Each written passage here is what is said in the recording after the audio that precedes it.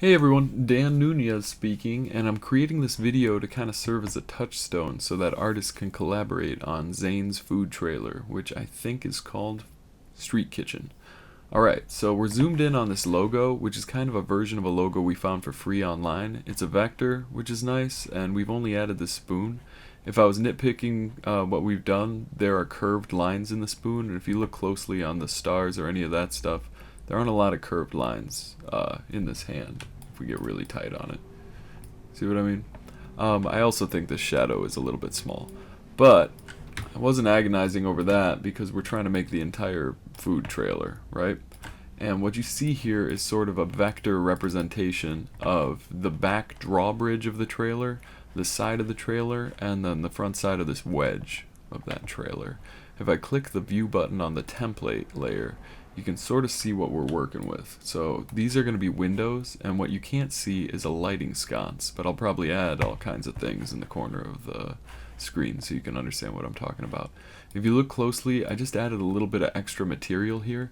That's because Jason, the printer, he requested that there be a 1-inch bleed. So the idea is that this whole side panel is a little bigger than it needs to be, at least by an inch, and then he puts the whole thing down over these shutters, and then he cuts those shutters out, and he has a little bit of extra to work with.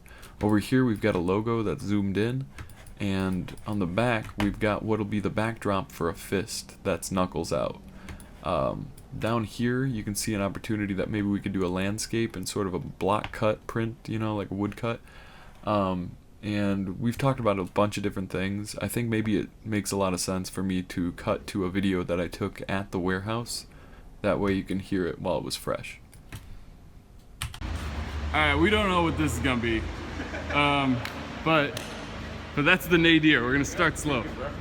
With this one, we could be doing a big version of that fist that's cropped out. It's definitely gonna have the spoon though, so we gotta start adding wood block spoons to the logos, spoons in logos.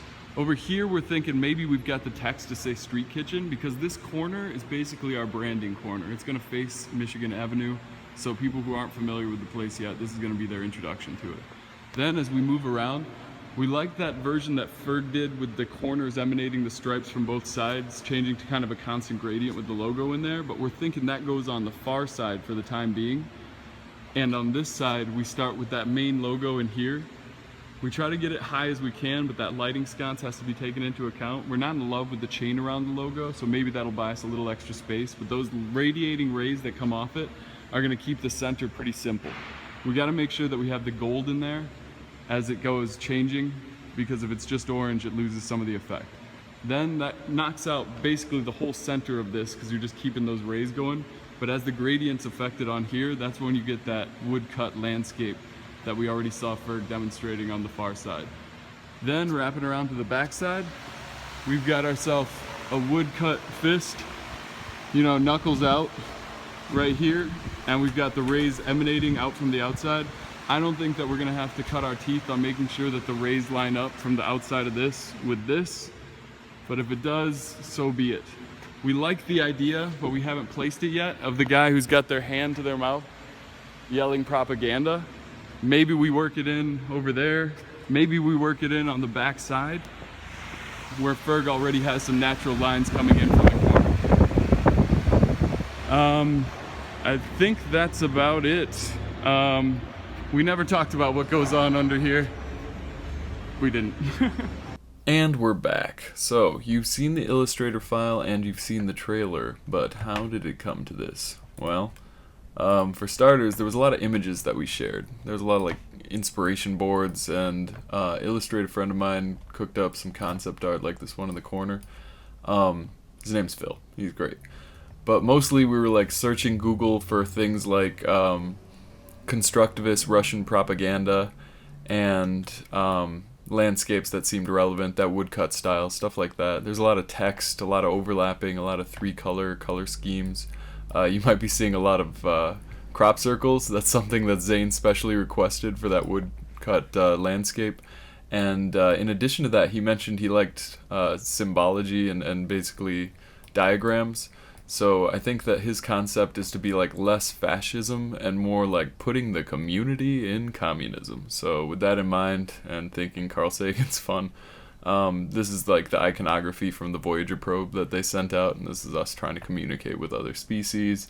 I don't know, that's kind of out there, but you know, gravitating towards the parts of the concept that make a lot of sense. You got a fist that goes back here. You've got this emanating ray motif pretty much everywhere. You've got a large cropped logo over here, and frankly speaking, on the other side of the wedge and even the back side of the trailer, I'm not sure. Last couple notes as far as this composition is concerned in Illustrator. You can see at the top of the screen I have a couple other files open. That's because this logo is actually a linked file, and so is the spoon within it. So at the top of the screen you can see spoon, here's the logo, and here's the whole shebang. As far as the art style is concerned, keep it stark and bold, and limit your palette to red, black, and gold. Yeah.